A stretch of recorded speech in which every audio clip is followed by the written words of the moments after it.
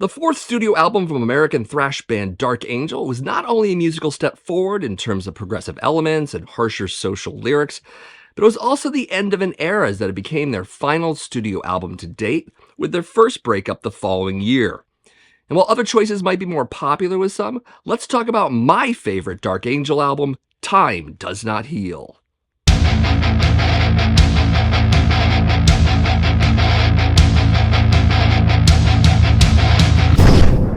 So I discovered the band in 1986 on their second studio album, Darkness Descends, when it was released in November of that year. I was 18 years old and had been listening to thrash for at least a couple of years, having already devoured early material from Metallica, Anthrax, Exodus, and tons of other bands.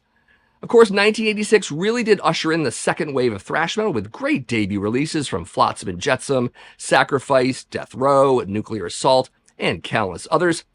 And although this wasn't Dark Angel's debut, it was certainly in good company.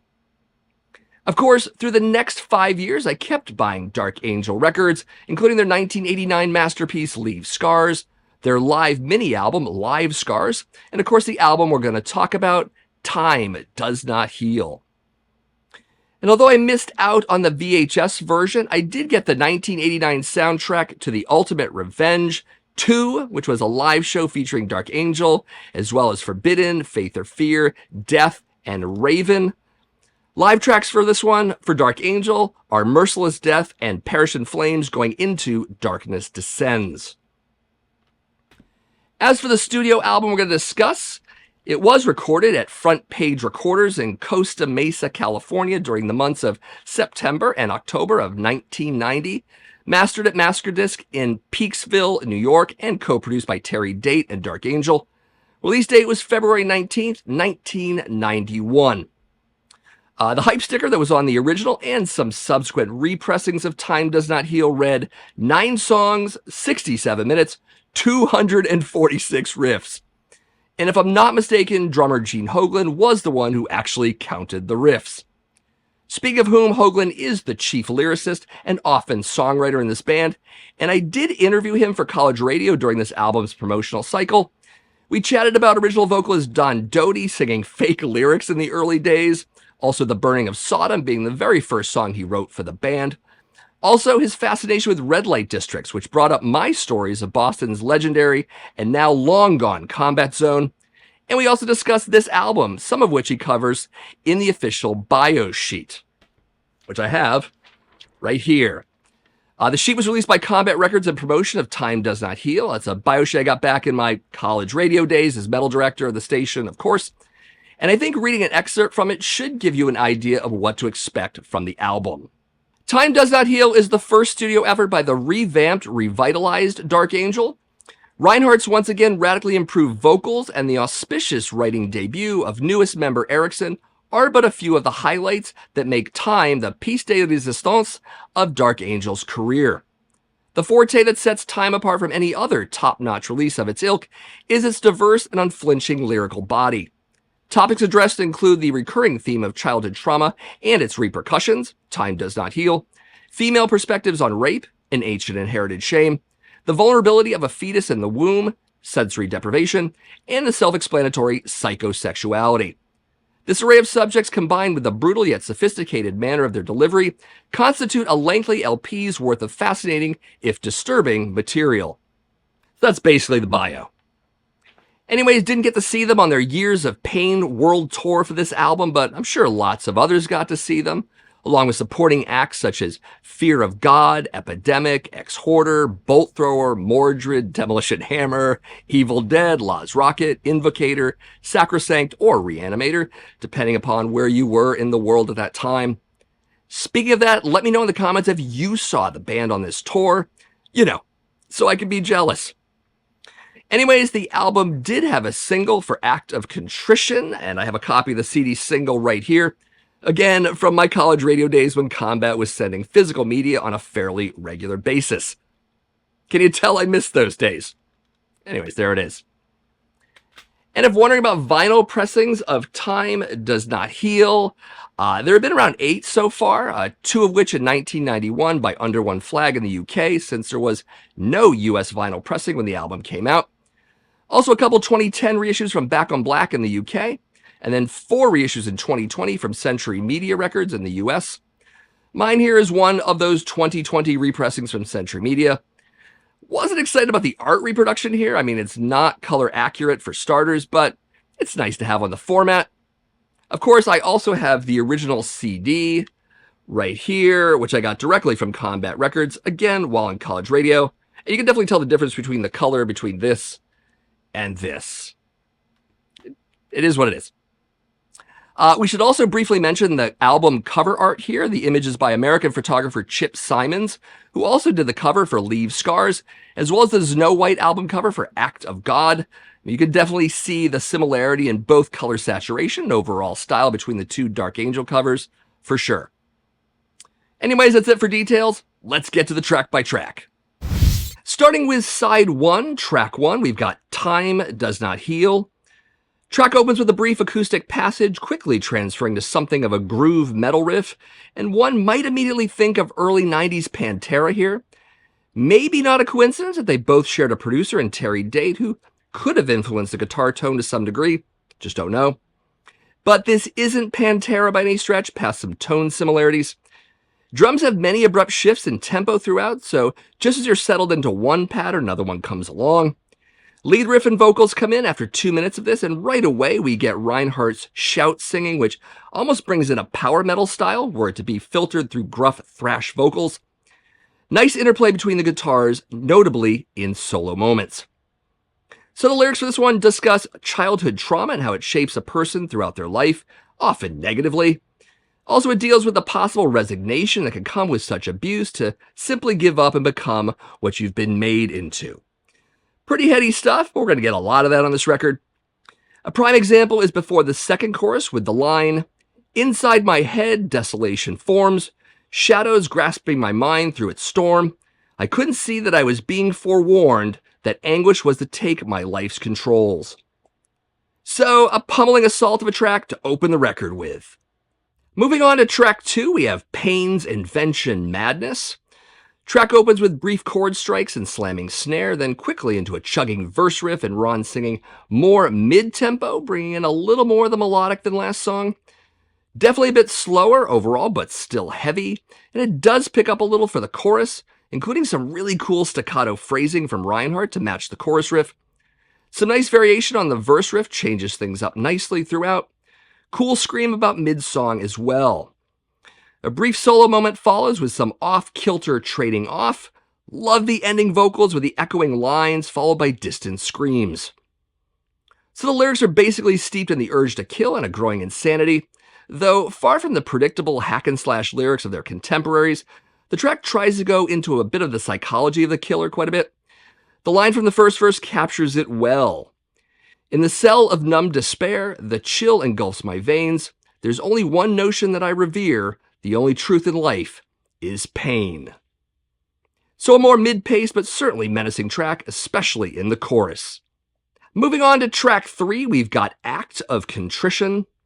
Track starts with a brief drum lead-in interspersed with off-kilter guitar riffing, then quickly to vocals, first slow, then picked up and punchy. Still reminded how great Reinhardt's vocals are on this album. Not merely shouting and growling, but with some actual melody, albeit aggressive. Really love the bridge talk part, which could have gone either way, but ended up rather effective. Some complementary playing together from both guitarists as well. They work really well together as a pair, not just on this track, but in many on the record. Song has a cool wailing lead and crunching riff combo, fade out, that I also dig. So the lyrics in this one center around the obsession that goes beyond sex and into torture, dominance, and slavery. I'm reminded of some of those true crime stories of how some poor girl was captured by some sicko and then kept hostage for multiple years, enduring all sorts of nasty stuff. Anyways, an apt section from the second verse is, "Then I find that my mania is out of control. I tighten the grip on my obsession, but I can't be consoled. Now it's made me dangerous. To all but you, I'm oblivious." So largely mid-paced here as well, with more melody in the vocals, but still maintaining that menace and edge. Overall, I get why this is the single for the album. Flipping over to side 2 and track 4, we have The New Priesthood. So the track punches right in with fast riffing and drumming, picking up the pace once again to keep things moving along. Similar in tone to the title track, though perhaps stays more consistently thrashy. Reinhardt changes up his vocal cadence more often here than in the last 3 songs, adding some variety. The almost breakdown about mid-song and the momentary drop to mid-pace is a bit bang-worthy, but then jumps back to rapid thrash soon enough. Track then fades out.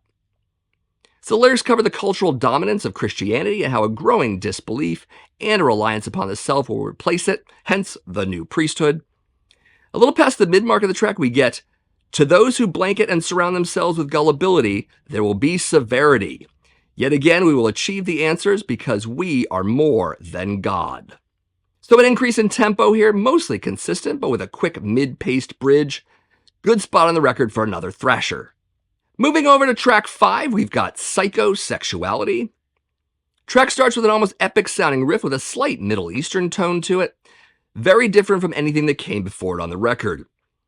After about a minute or so, the riff turns brutal and then completely bangable. Really hearing the bass in this track as well. Lead-in riff evolves into the verse riff, leading to rhythmic vocals and some strong examples of Reinhardt's shout singing. Super catchy chorus follows, and I'm reminded that the lyrics are reasonably easy to decipher, which is often helpful. Some of Gene's best drumming can be found on this track as well, including some tastefully used rapid double bass. Truthfully, this feels like it could have been another single off the record had they gone that route. Anyways, the lyrics here are basically a journey through the darkest corridors of sexual depravity, snuff films, kiddie porn, bestiality, abused hookers, and all that. But it also has the tone of a cautionary tale. Either way, it's unashamed in its curiosity for these topics. And Gene did talk to me in the interview about this. His position was that it was fascinating but not condoned. A line from the second verse goes, "I've sojourned through the vilest combat zones and been involved in acts that are debase. Virtuous lives are crushed in this malevolent den of thieves. There's no escape from the abduction and rape of virginity." So a good combo of fast and mid-pace along with a hugely catchy chorus and some excellent lead trade-offs, possibly the best trade-offs on the record. Switching over to side 3 in track 6, we have An Ancient Inherited Shame. Track opens with a ripping thrash riff, but soon joined by chord strikes and building drums, then jumps into rapid thrash. Reinhardt's cadence slows down for this one, accessing more of those more powerfully melodic shouts. He also holds a lot more notes at times and really showcases what he can do. It seems that often enough Reinhardt's slower singing juxtaposed with speedy thrash riffing is a great combination, and this track shows that. Also love the pre-solo section with all of the drum fills. Also digging the brief and chaotic soloing that takes us out. Very cool. Overall, a really strong track both musically and lyrically. And speaking of that, the lyrics are about rape and living with having been raped. Oddly enough, they're from a female perspective, yet written by a man and sung by another man. Gene told me that he actually talked to a number of female rape victims to get their perspective, and the lyrics here reflect those impressions. And it's a pretty graphic and brutal song in that regard.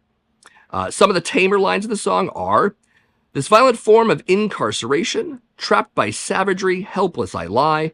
I refuse this indoctrination, though you shatter this inner sanctum of mine." So a healthy riff count in this one that also shows off Ron's vocal prowess and presents a lyrical topic you wouldn't expect from this band, let alone the way in which they portrayed it. It's the longest track on the album at a little over 9 minutes, but it really does keep listener attention. Moving on to track 7, we've got Trauma and Catharsis. Track starts with a martial drum pattern and matching riff, jumping into a groove thrash riff later. Not so Pantera, which you might otherwise suspect, because we get some cool time shifts that put that comparison to rest, followed by intermittent solo work that is definitely Dark Angel. Then, after a slow and deliberate riff, it moves into straight thrash, much like the title track and the new Priesthood do. Really dig the choruses, brief as they are, with heavy chords and elongated vocal lines. The bridge section is especially heavy with relentless riffing and rhythmic drumming. Speaking of riffs, there are a lot of them in this song.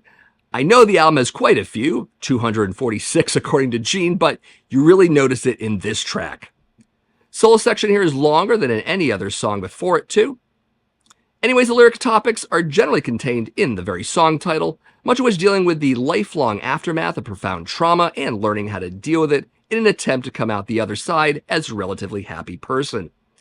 From the second verse, we get, "I'm not the only one in this world who suffered through emotional discord. Intensities, caustic and penetrating. Is it me I've spent all my life hating? So tons of riffs and extended soloing here with some catchy vocals to boot, notably in the chorus. Flipping over to side 4 and track 8, we have Sensory Deprivation. Track opens with another epic sounding riff with great interplay between guitars alongside slamming drums. Then it leaps into a steadily evolving thrash riff with a whole lot of crunch. The mid-pace chorus of this one really changes up the song considerably, as it's something we haven't heard on the record yet. Likely the most melodic vocals throughout, but again still in Ron's shout singing style. At no point do you ever get totally clean singing, in case that's a concern. Anyways, the chorus is highly memorable and a track that's good, but not always dissimilar from some of the others.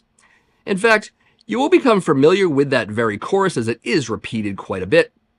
Twin lead attack comes in after, and it's a battle to the finish on that one. Then more chorus and another riff to take us out. So the lyrics here are situationally vague, perhaps on purpose, but the idea could be of being held captive, either literally or emotionally, by someone and wanting to escape, even if Gene intended it to be more about the unborn. You could also view it as a change in perspective from active contrition, so where active contrition is from the view of the abuser, sensory deprivation could be from the view of the abused. A line from the second verse goes, "Are you qualified to reign? Is my destruction preordained? I am not a parasite. Will I be punished by your spite? I await my destiny and possibly your enmity." So a decent track with a memorable chorus and some interesting lyrics, though also not as strong as many of the others here. Moving on to track 9, we've got A Subtle Induction. Track starts with a hi-hat count, bringing us to a very creepy, almost science fiction riff, joined by the other guitar who brings in even more creepy. It's a really cool effect that makes the track memorable right from the get-go. Once that's done, it's straight into classic thrash riffing. Ron switches back and forth between rapid and mid-pace singing, but overall this final track is the fastest on the record by far. It also sounds like it could have easily been an outtake track from Leave Scars in many ways. My guess is that some fans of that album might like this track the most. So lyrics go through the negative influences that can shape a child's mind, similar to the title track, but as the title states, a bit more subtle, mostly dealing with real-life horror. The lyrics are also couched in the form of a fable, using characters such as king, queen, and prince.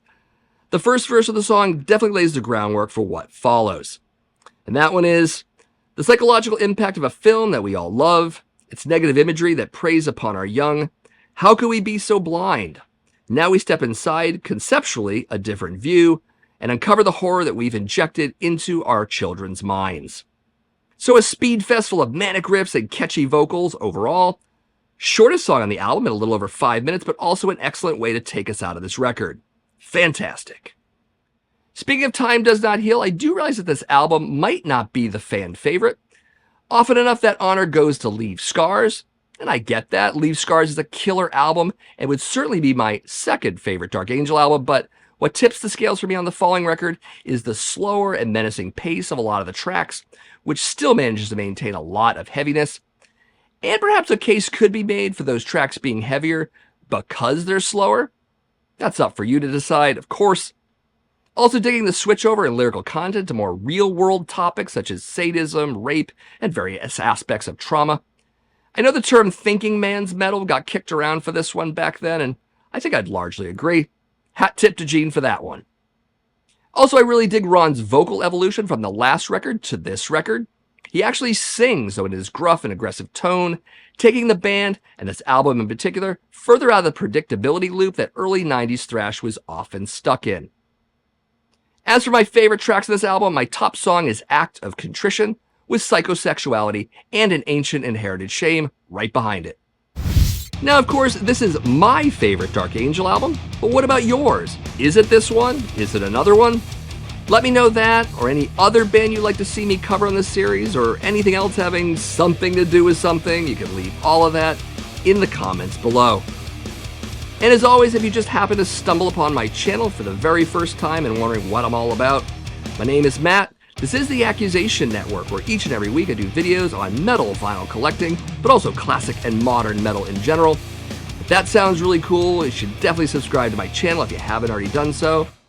Give this video a like, I mean, why not? And maybe share some of my other videos with your friends on social media. And of course, thank you for watching as always, and I'll see you in the next video.